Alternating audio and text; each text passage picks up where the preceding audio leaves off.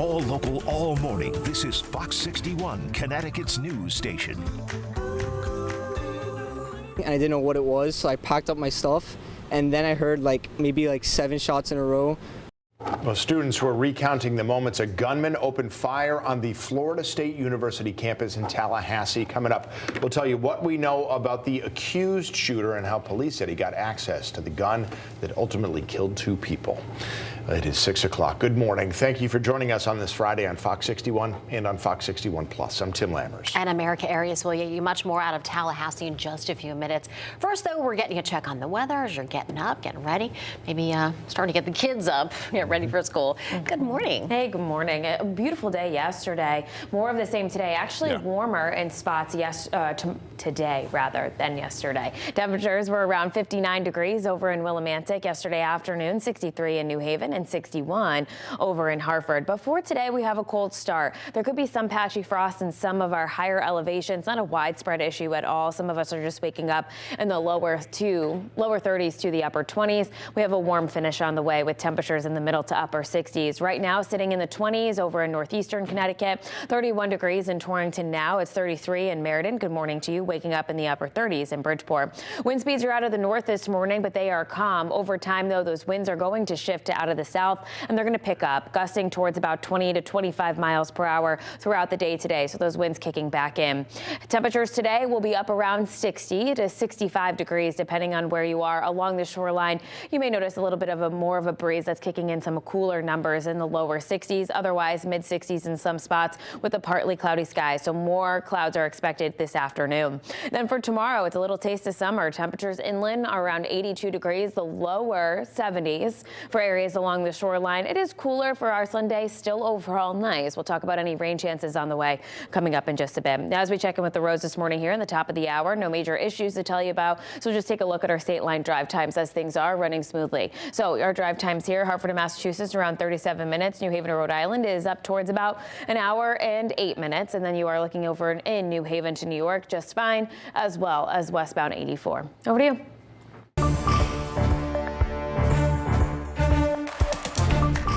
The shots rang out, and we were like, is that construction going on, or what was happening? And so we got up, looked out the window, and I remember looking outside and hearing 5 more shots go off. And I was like, what's going on? So I saw kids running away from the student union, and then I walked away from the window. Then I walked back to the window and heard 6, 7 more shots ring out. Okay, here is what we know at this point. 2 people are confirmed to have died and at least 6 others were hurt in a shooting on the campus of Florida State University. Those first gunshots were heard near the student union. Officers have taken a 20-year-old man into custody. Police said his stepmother is a sheriff's deputy. Yeah, investigators believe he used his stepmother's former service weapon in the shooting. Now, police haven't revealed a motive for the shooting yet, but we do know the suspect is a student at FSU. Here's Riley Phillips from our sister station in Jacksonville with more.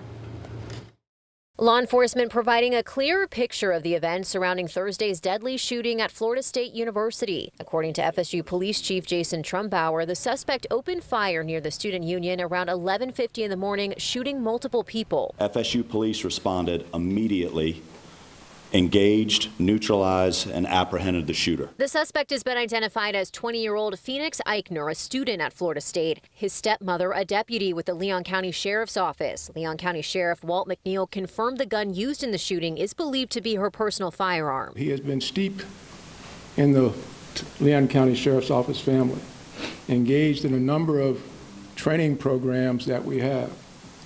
So it's not a surprise to us that he had access to weapons. Eichner was also a member of the Youth Advisory Council for the Sheriff's Office when he was in high school. Investigators were not aware of any threats or behavioral concerns prior to the shooting. Eichner was taken to the hospital for treatment. Law enforcement officers did not provide any more information on the 2 people who were killed or the other victims who were injured. FSU President Richard McCullough was emotional during Thursday's press conference, providing this message of hope to the Florida State community. We're a strong and united community. We're family.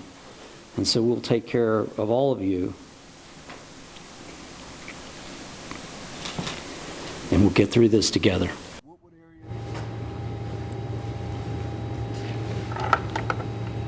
That was Riley Phillips reporting there. Students at FSU created a makeshift memorial right outside the student union, and then they brought flowers and cards with messages in honor of the victims. Well, meantime, President Trump has responded to the shooting yesterday in the Oval Office. Here's some of what he had to say. Look, I'm a big advocate of the Second Amendment. I have been from the beginning. I protected it, and these things are terrible, but the gun doesn't do the shooting, the people do. It's, a phrase that's used probably too often. I will tell you that it's a shame. I'm just hearing about it now. I just hear about it. I know the area very well. I know the school very well. I know everything about it. It's Florida. And we'll have more to say about it later. And of course, we'll provide the latest on the FSU shooting here on air, online, and on Fox 61 Plus. Download the free Fox 61 News app, and you can also download Fox 61 Plus onto your TV, and then you can watch for free. Well, we are continuing to follow developing news out of Groton, where yesterday police spent hours investigating at an apartment complex. Yeah, now we still don't know what they're investigating, but neighbors said that it was really unusual to see that many police officers in the area.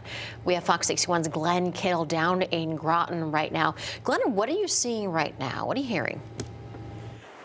Yeah, good morning, Tim, Erica. It's not an active scene right now, but City of Groton police say that they received a tip that led them to this Allen Street apartment complex last night. We're still not sure what the tip was about. However, Lieutenant Travis Winkleman of the City of Groton Police Department said they did not find a body in this apartment complex. Now, take a look at this video that our Fox 61 crew shot last night. City of Groton Police flooded this small apartment complex. The Connecticut State Police Eastern District Major Crimes Team was also here. Neighbors told us they saw people in hazmat suits go in and out of one of the apartments. Neighbors all told us about all of this police activity. They're saying it's not normal. We were just driving by to locally one of our favorite spots we go, and it's so surreal to see that this is happening so close to where you live. It's stuff that feels like it just happens in TV, and it's so surreal to have it happen right in your own hometown. It was really scary because I work around here, so I'm always around this area, and just walking around outside, now I'm nervous to just go out and do anything. We asked Lieutenant Winkleman if this could be related to human remains found nearby this apartment complex earlier this month. He said it's still too early to tell. We have reached out for more information on this case, and we'll bring you the latest updates as we learn more. Live in Groton, Glenn Kittle, Fox 61. All right, Glenn, thank you for that report. It is 6:08 on this Friday morning, and closing arguments are expected to begin Monday in the Jose Morales murder trial.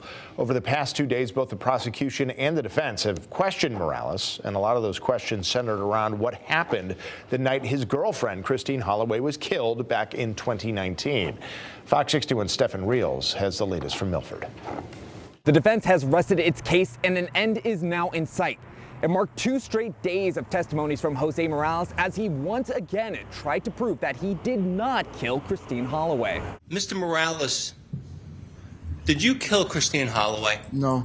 A second day of cross-examination for Jose Morales aimed to prove where the accused man was after his girlfriend Christine Holloway was killed back in 2019. How come you didn't tell your parents?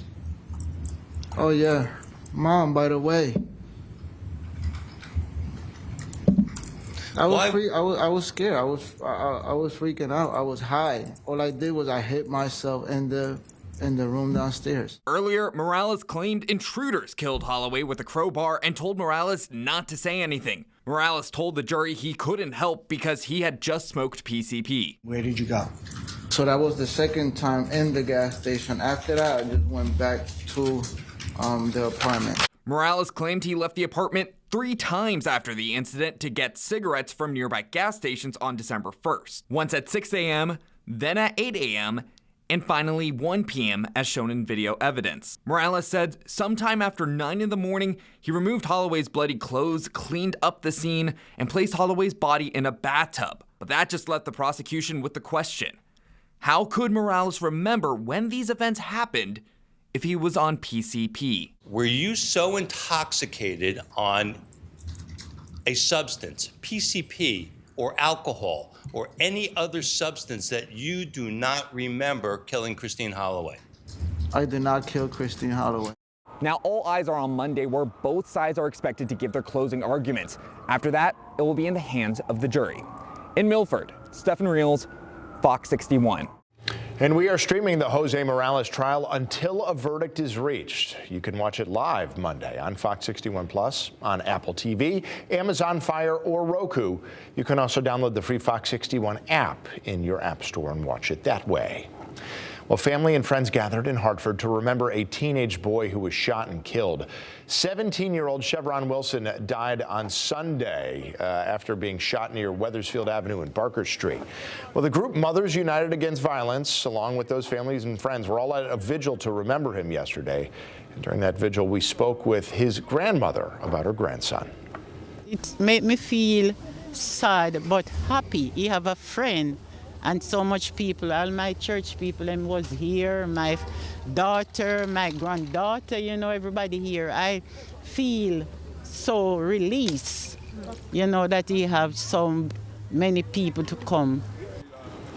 We have been told that the two teenagers charged in connection to Chevron's death will both be charged as adults.